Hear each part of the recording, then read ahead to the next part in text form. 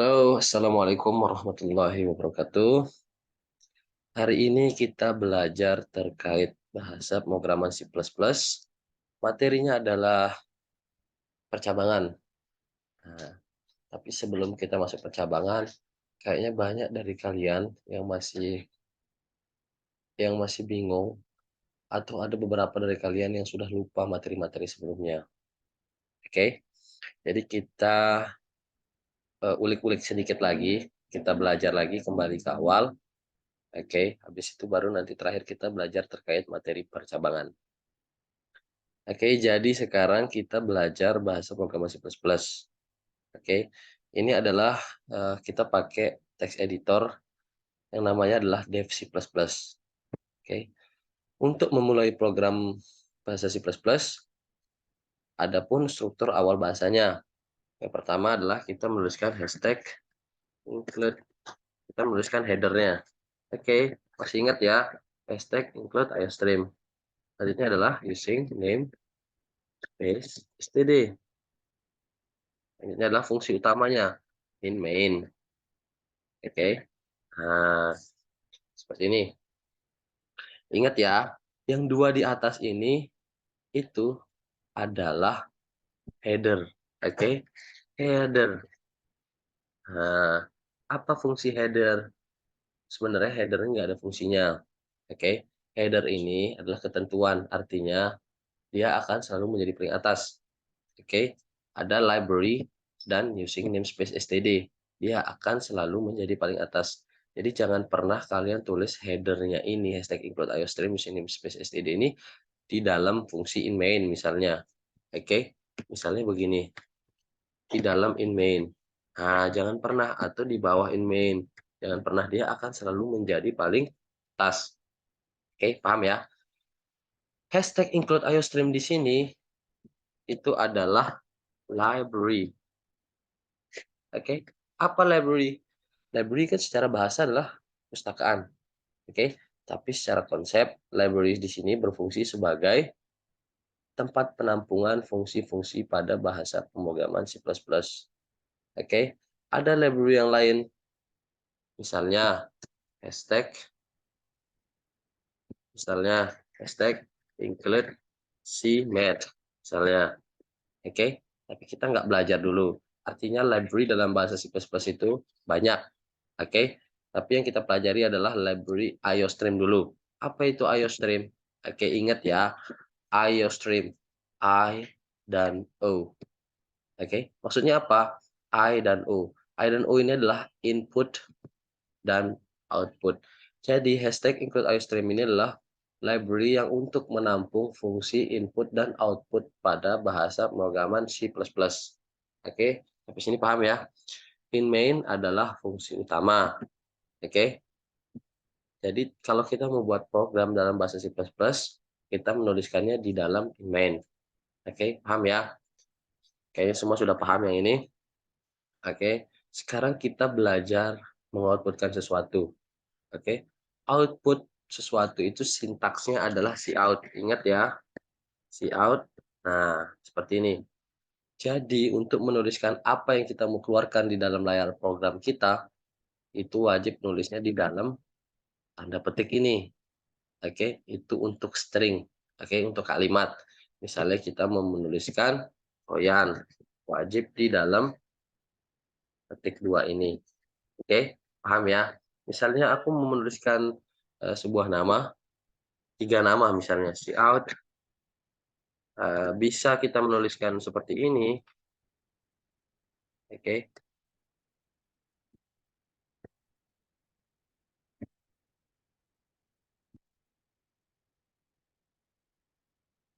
Nah, kita bisa menuliskannya seperti ini ya.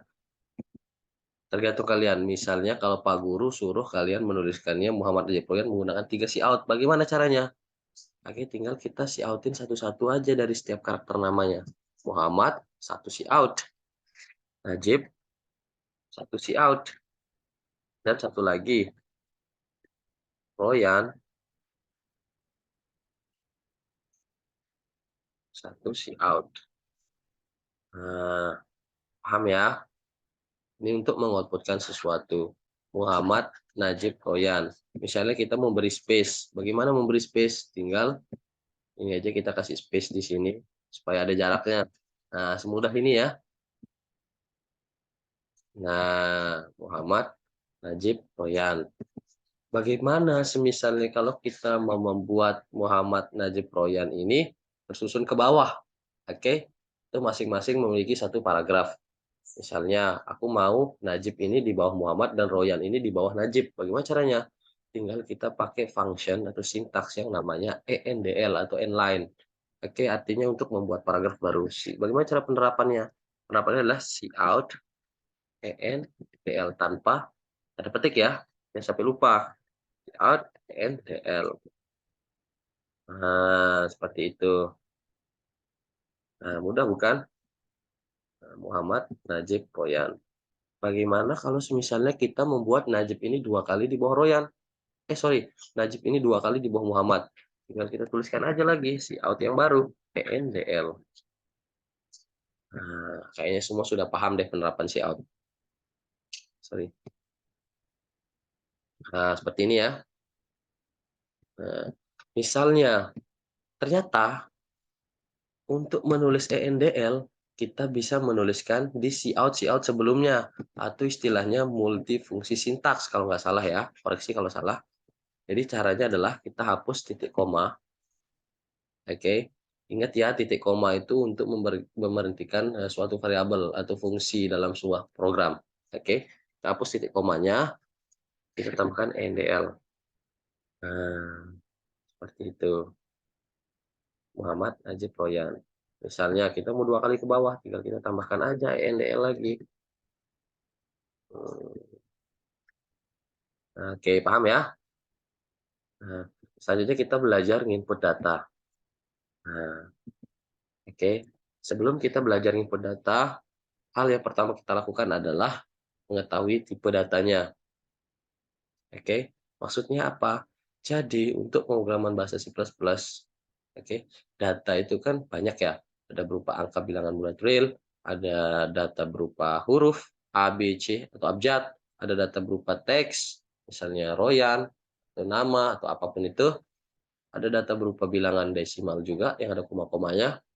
Dan yang terakhir ada data berupa true or false. Oke, seperti ini misalnya. Nah, yang pertama ada data bilangan bulat real. Ada data huruf, ada data teks, ada data desimal, dan terakhir ada true or false. Nah, sampai sini paham ya? Untuk data bilangan bulat real, itu pada C++ dikenal sebagai integer. Oke, integer, tapi menggunakan int. Oke, untuk huruf, itu menggunakan char. Untuk teks, itu menggunakan string. Desimal menggunakan float atau double. Dan yang terakhir true or false ini menggunakan bool atau boolean. Oke, paham ya? Penerapannya bagaimana Pak Guru? Begini caranya. Oke, misalnya kita mau menginputkan data berupa nomor absen salah satu siswa, misalnya begitu. Oke, kita lihat dulu. Kita menginputkan absen. Absen itu datanya berupa apa? Datanya berupa angka bilangan bulat ya, karena dia tidak ada koma-komanya. Misalnya absen itu kan ada 1 sampai 50 misalnya, sampai 50 siswa misalnya dalam satu kelas. Oke, datanya berupa bilangan bulat. Nah, yang pertama yang kita lakukan untuk menginputkan data adalah proses yang namanya inisialisasi atau deklarasi. Kita kenalin tipe datanya. Oke, bagaimana caranya? Pertama kita kenalin dulu tipe datanya. Apa tipe data untuk bilangan bulat? Integer ya, semua sepakat. Kita tulis int. Nah, selanjutnya adalah kita beri dia nama tipe datanya. Untuk nama tipe data itu bebas, terserah kalian mau kasih nama tipe data apa. Boleh abjad, boleh huruf, boleh abjad, boleh dinamakan apapun itu, misalnya begitu. Tapi kita mau menginputkan absen. Untuk supaya orang paham program kita, codingan kita mau kasih nama tipe datanya itu adalah absen. Oke, nah seperti ini. Nah, selanjutnya adalah untuk menginputkan data kita pakai sintaks yang namanya CIN. Lebih besar, absen. Selanjutnya adalah nama tipe datanya yang sudah kita kenalin. Oke, semudah ini untuk input data. Nah, misalnya kita menginputkan data berapa? Nah, bebas ya, mau berapapun itu. Nah, nah, bebas. Ini adalah sebuah proses inputan dinamis namanya. Jadi kita bisa nginputin data berupa apapun itu, oke, bebas di dalam sebuah program. Oke, jadi kita nginputinnya bebas, mau berapapun itu. Nah, misalnya kita membuat program yang lebih sederhana menanyakan sebuah nomor absen. Bagaimana caranya? Misalnya begini, cout, kita mau keluarin dulu nih, cout, berapa nomor absen Anda? Nah, kita kasih NDL supaya inputnya di bawah ya, supaya rapi. Sin, absen misalnya. Nah, seperti ini. Berapa nomor absen Anda? Misalnya 13. Nah, mudah ya, semua paham. Bagaimana semisalnya kalau kita membuat program ketika kita menginputkan oke nomor absennya dan keluar hasilnya. Nah, bagaimana caranya? Begini caranya. Aduh, sorry. Oke, kita buat cout lagi. Oke, hasilnya adalah misalnya nomor absen Anda adalah gitu. Misalnya kita mau hasilnya di bawah. Oke. Caranya untuk mengeluarkan hasil inputannya, oke, kita tuliskan cout yang baru. Cout, cout apa? Nah, coba cout apa? Cout variabel penampungnya. Oke, maksudnya bagaimana? Jadi, pertama kan ini proses yang namanya inisialisasi. Inisialisasi. Oke, proses kita kenalin dulu nama tipe datanya. Oke, setelah berhasil dikenali nama tipe datanya, kita mau input nama tipe datanya. Oke, jadi ketika kita input data berupa angkanya akan kesimpan di variabel penampung ini, absen ini. Jadi sewaktu-waktu kalau kita mau panggil bisa aja cout absen misalnya tanpa tanda petik. Nah, berapa nomor absen Anda?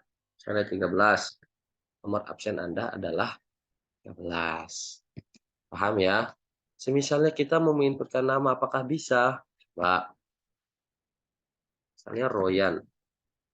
Nah, nomor absen Anda adalah 0 katanya, nggak kebaca. Kenapa nggak kebaca? Karena, oke, nama tipe datanya itu, oke, sorry, karena tipe datanya itu salah. Oke, nama itu, tipe datanya itu adalah teks atau string. Nah, seperti itu. Paham ya semua ya? Misalnya kita buat program lagi, menginputkan sebuah nama dan nomor absen. Bagaimana caranya? Oke, jadi kita lihat dulu, kita menginputkan nama dan nomor absen. Jadi kita butuh berapa tipe data? Kita butuh 2 tipe data. Yang pertama adalah tipe data untuk absen yaitu integer, dan yang satu lagi tipe data untuk nama yaitu string. Oke, kita buat lagi string, kita kasih nama tipe datanya itu nama. Oke. Oke, untuk nama tipe data sekali lagi bebas ya. Oke, selanjutnya adalah kita mau tanya dulu, siapa nama Anda? Oke, siapa nama Anda? Dengan oke, sin nama. Oke, karena kita sudah kenalin nama ya. Nah, jadi aku mau ketika ditanya nama, terus diinput namanya, selanjutnya itu nanya nomor absen, diinput absennya, baru keluar hasilnya nama Anda adalah dan absen Anda adalah. Oke, jadi kita tulisnya di sini. Out, nama Anda adalah ya, out nama. Nah, begitu ya. Siapa nama Anda? Misalnya Royan. Absennya 37. Nah, nama Anda adalah Royan, nomor absen adalah 37. Masih belum rapi ya? Di sini kita belum kasih dia fungsi ENDL supaya ke bawah nomor absennya. Oke, kita buatkan cout baru aja ENDL.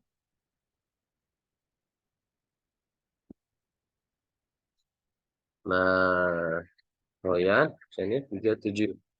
Nama Anda adalah Royan dan nomor absen Anda adalah 37. Oke, kita bisa menuliskan hasil dari namanya dan hasil dari absennya ini tanpa menuliskan cout, sama seperti NDL. Oke, bagaimana caranya? Tinggal kita tuliskan saja di fungsi ininya. Hapus dulu namanya supaya dia di samping gitu. Oke, NDL. Nah, absennya juga absen. Eh, Siapa nama Anda? Royan. Saya 37. Wah, apa ini belum keluar nih namanya? Ada yang salah nggak? Oh, sorry, namanya kok NDL. Apa adalah nama.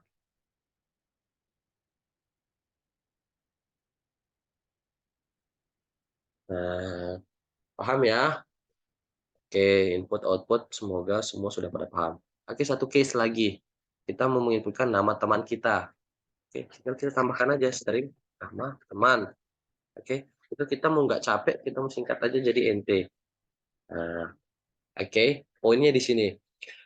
Jadi teman-teman, ketika mau menginputkan sebuah data, oke, ada proses yang namanya inisialisasi. Kita kenalin tipe datanya ya.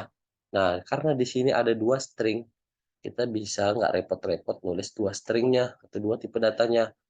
Hanya dua nama tipe datanya saja. Bagaimana caranya? Kita hapus string nt yang kedua, kita tambahkan di yang pertama. Hapus titik komanya, tambahkan koma. Selanjutnya adalah nama tipe datanya int. Oke, ini mewakilkan dua tipe data. Paham ya? Nah, pertama setelah nanya siapa nama Anda, setelah hasil menginputkan nama kita, ini adalah nama teman kita. Cout nama teman Anda siapa adalah gitu. Sin nt. Nah, nt ya. Nah, jadi setelah nanya nama, selanjutnya adalah nanya nama teman. Cout nama teman Anda adalah dengan nt. Oke, kita buat TNDL lagi supaya ke bawah nomor absennya. Nah, siapa nama teman Anda?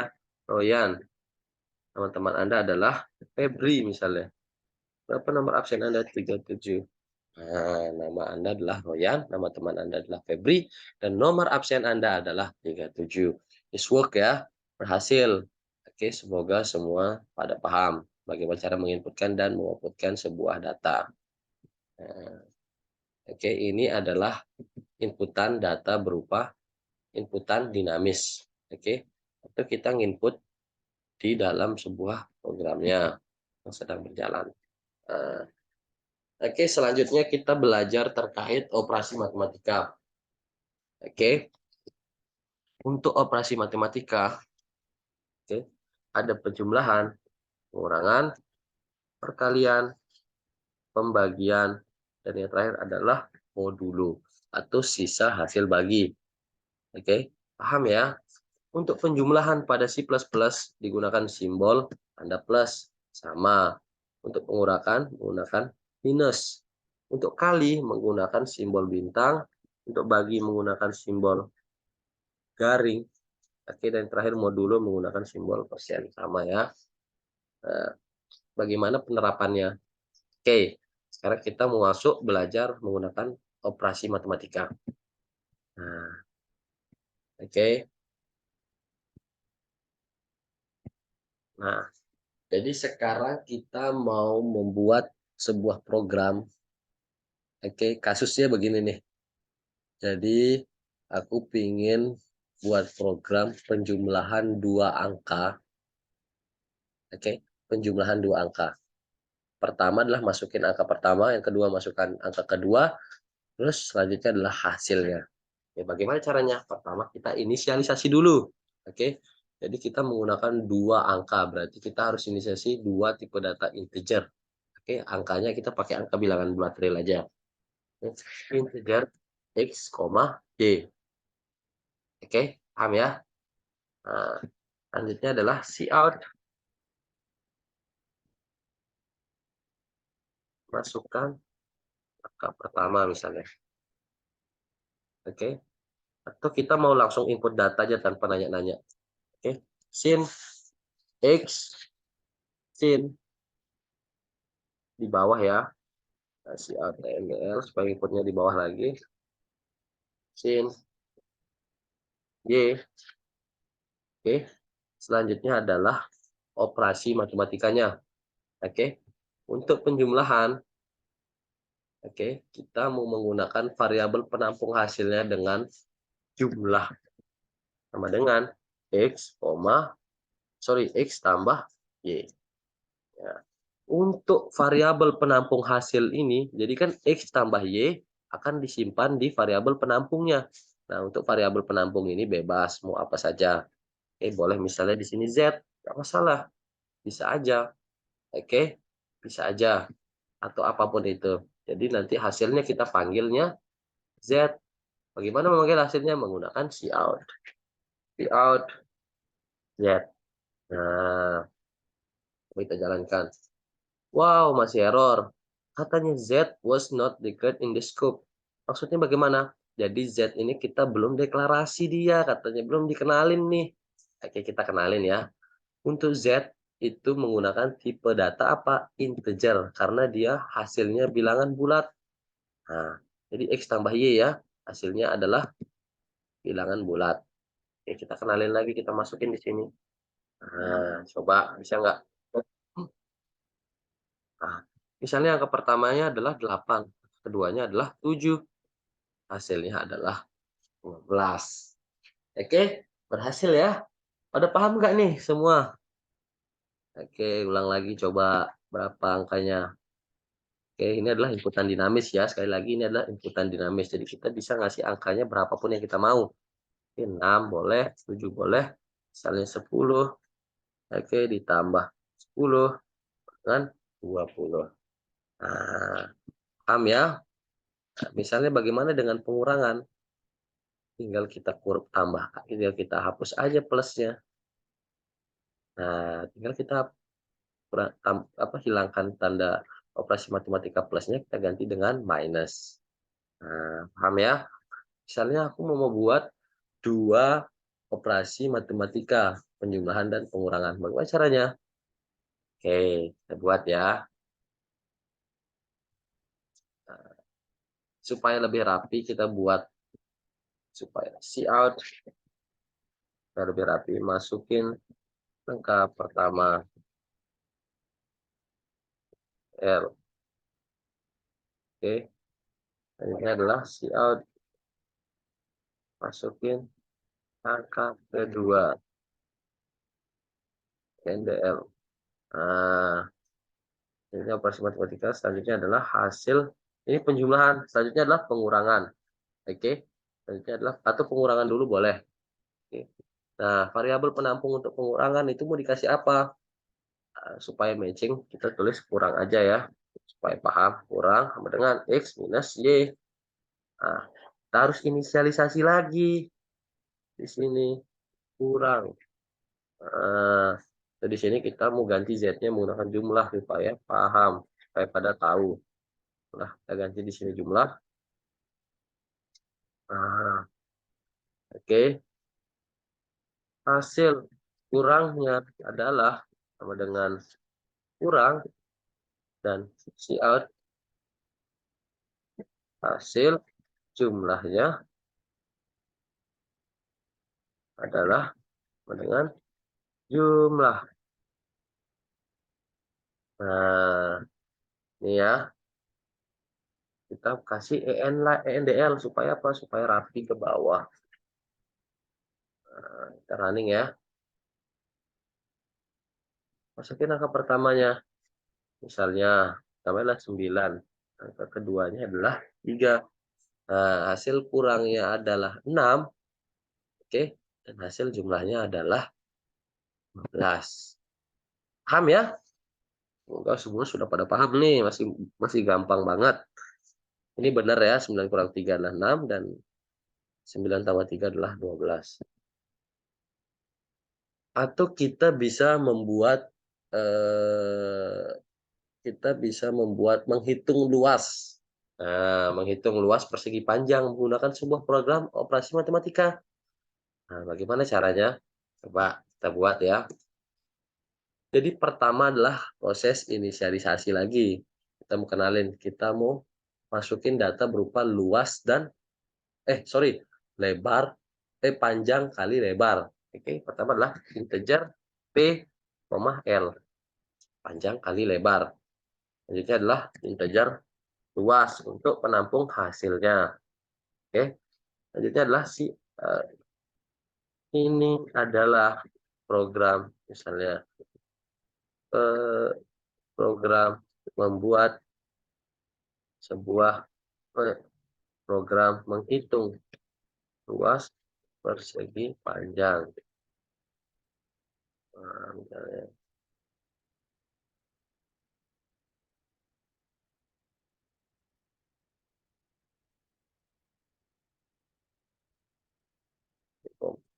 LDL, koma. Nah, ini adalah out, masukin panjangnya. Oke, LDL, sin P, out, masukin lebarnya. L, sin L. Oke, ini adalah kita buat operasi matematikanya atau rumus persegi panjangnya. Bagaimana? Luas sama dengan panjang dikali lebar. Paham ya? Bagaimana untuk hasilnya? Out, hasil hitung luasnya adalah sama dengan luas. Coba kita jalanin. Nah, ini adalah program menghitung luas persegi panjang. Masukin panjangnya. Misalnya panjang dari suatu persegi panjang adalah 6 dan lebarnya itu adalah 3. Berapa luasnya? Hasil hitung luasnya adalah 18. Nah, paham ya?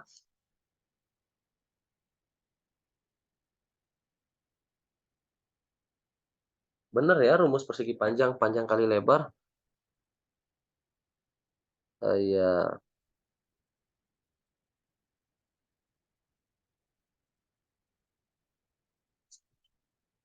luasnya betul panjang kali lebar. Nah, oke.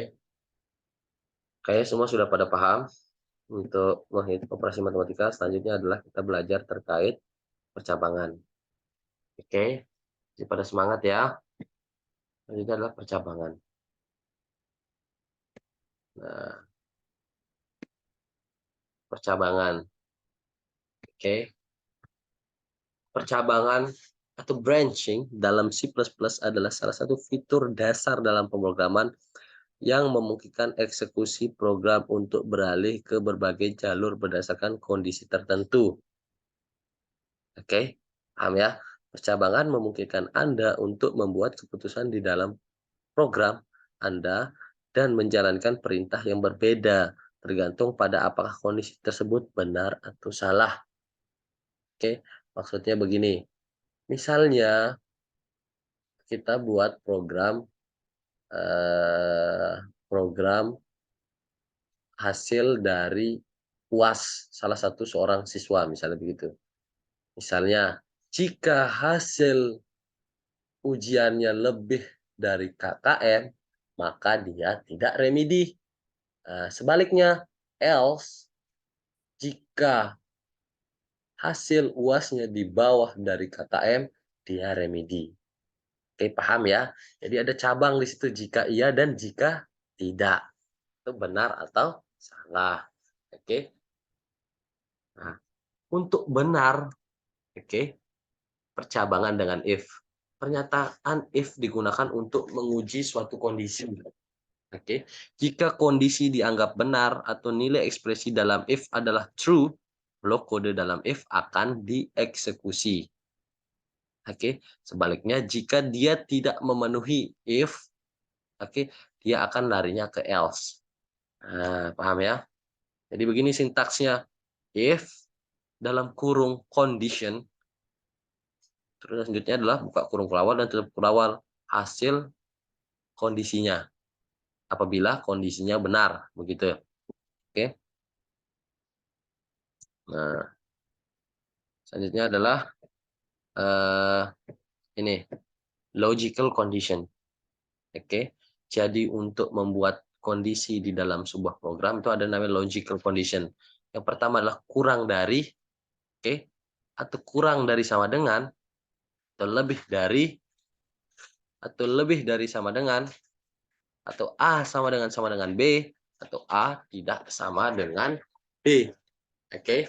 Ini untuk memenuhi kondisi. Oke. Bagaimana caranya? Oke, kita langsung ke prakteknya aja ya, penerapannya bagaimana. Misalnya begini. Integer nilai. Kita mau mengetahui apakah nilainya tersebut remedi atau tidak. Misalnya begitu. Cout, masukkan nilai Anda. Nah, sama dengan NDL. Nah, sin nilai. Oke, paham ya? Sin nilai. Selanjutnya adalah if.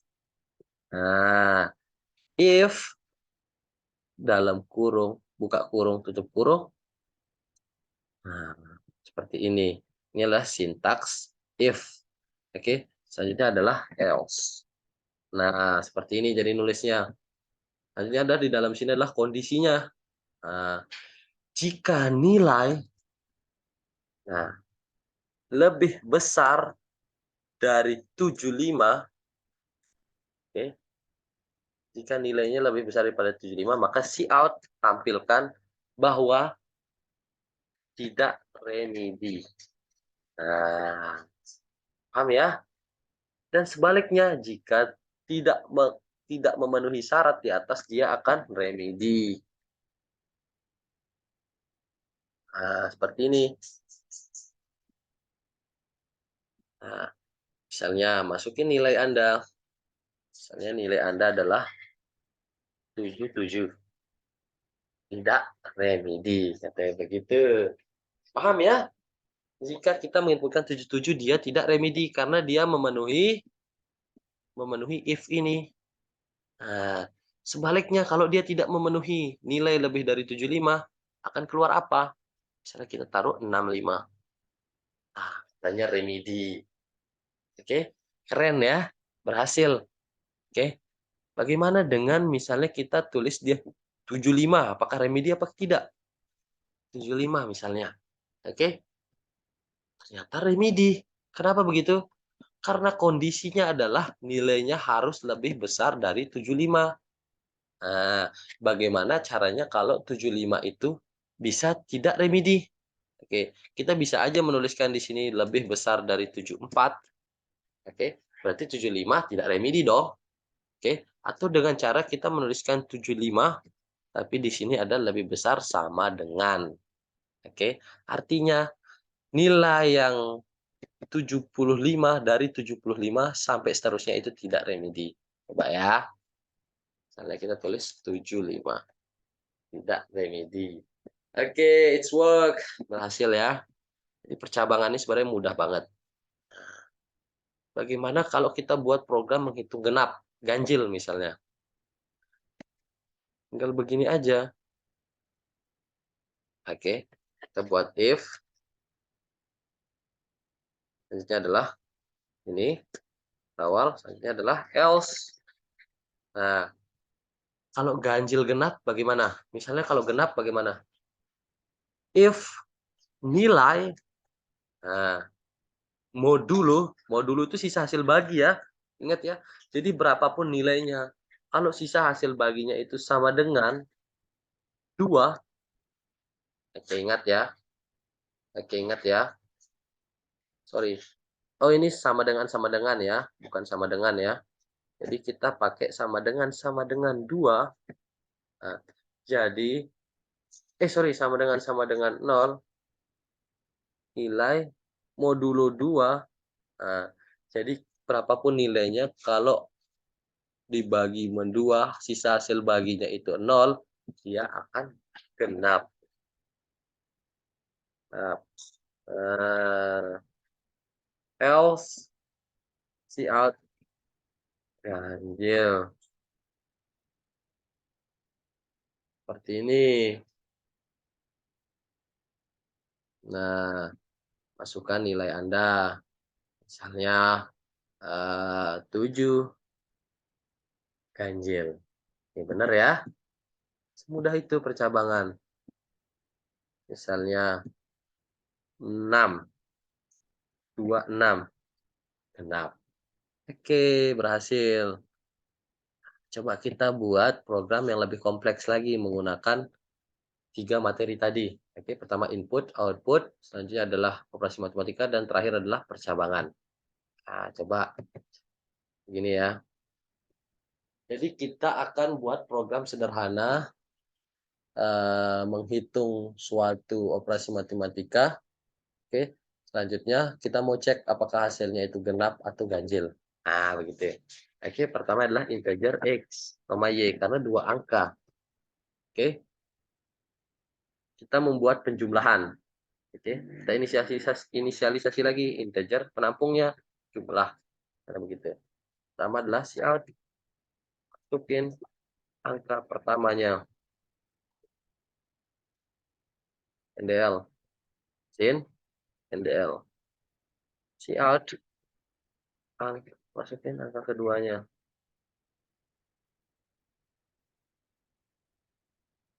NDL, sin, NDL.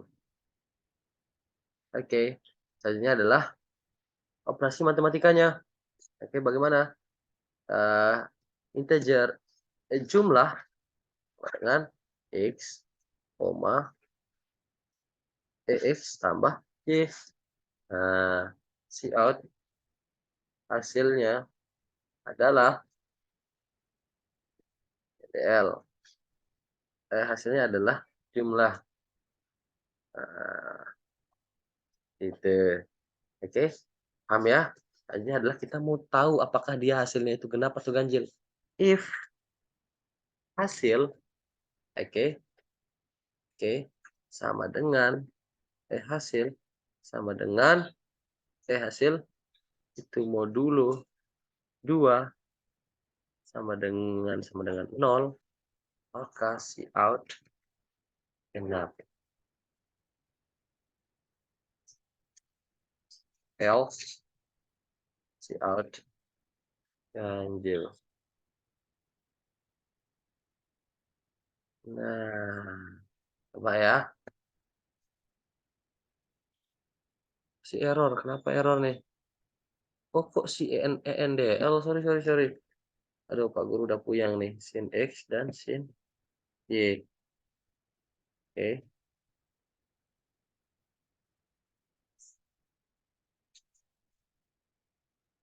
If, oh sorry, ini bukan hasil. If jumlah.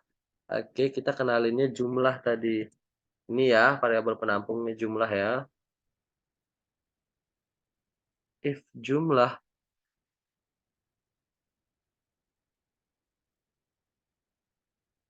Sorry. If jumlah. Oh, pantas.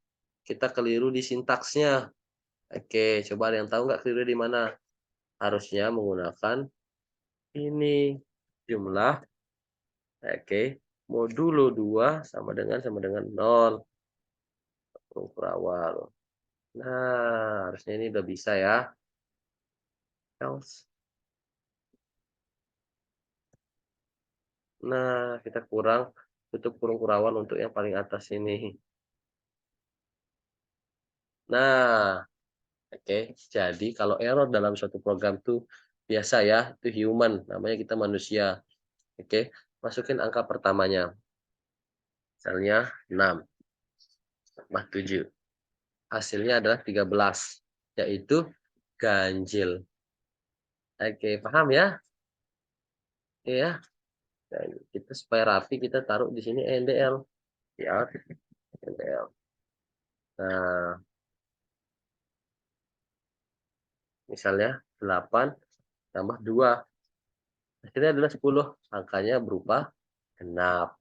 Nah, lumayan menarik ya. Oke, jadi Pak Guru cukupkan materi hari ini. Sampai sini dulu. Kalau kalian mau belajar lebih lanjut, kalian bisa buka C++, oke. Kalian bisa bisa buka C++, sintaks atau dokumentasinya itu nanti ada link namanya W3 School. Kalian bisa belajar sendiri di situ terkait percabangan. Sebenarnya ada masih satu materi lagi switch cache. Oke, switch cache. Tapi kita nggak usah sampai situ dulu, sampai sini aja dulu, sampai if else. Oke. Oke, untuk terkait UAS-nya, UAS-nya itu kan kalian pelaksananya itu dari tanggal 27. Nah, khusus untuk informatika, UAS-nya itu adalah penugasan. Jadi pelaksanaan penugasannya itu adalah dari minggu, oke, sebelum pelaksanaan UAS. Jadi Pak Guru minta kalian ngerjain sebuah program yang nanti kalian upload di YouTube atau di platform manapun, oke, atau dikirimkan videonya ke Pak Guru juga nggak masalah. Oke, programnya apa? Bebas, programnya apa? Yang penting semenarik mungkin. Oke, programnya bebas semenarik mungkin, tapi wajib mencakup scene, cout, dan operasi matematika, dan satu lagi if else. Oke, kalian bisa buat program apapun itu. Oke, terakhir pengumpulannya adalah hari Minggu tanggal 26. Oke, paham ya? Begitu Pak Guru cukupkan materi untuk hari ini. Assalamualaikum warahmatullahi wabarakatuh.